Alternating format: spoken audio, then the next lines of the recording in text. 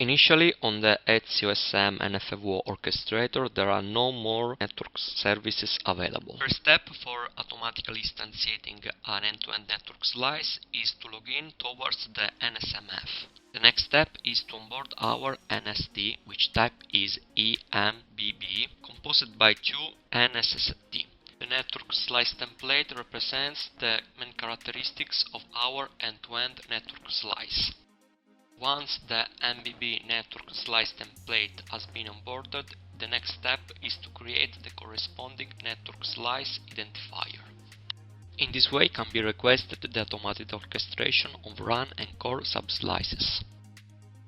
To do so, we copy-paste the generated identifier to perform the request of the automatic network slice instantiation. After to have sent the request to the NSMF, we can see here from the web graphical user interface of ETSI-OSM that the network subslice instance of the core is first instantiating and then instantiated. The network subslice instance of the run, consisting of an emulated G0B by URunSim tool, is instantiated too. Using our Postman collection, it is possible to retrieve the information related to the automatically instantiated end-to-end network slice. Specifically, we can retrieve the information related to the network subslice instance of the core, not only from the Postman collection, but even from the graphical user interface of the 5G core provided by Concore.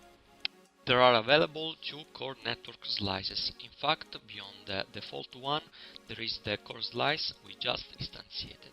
During the instantiation process, the run SSMF configures itself towards the core, as you can see here. As we did before, we can create another end-to-end network slice. This time the slice is URLLC, and we can first onboard the corresponding NSD, composed by two NSSD.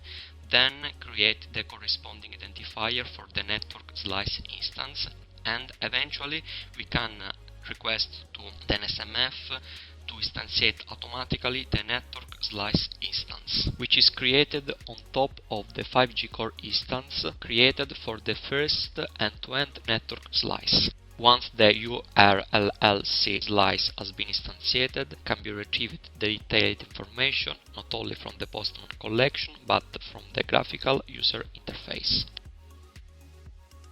The final step consists of showing the subscriber registered for the two end-to-end network slices from the Postman collection, but also from the web graphical user interface.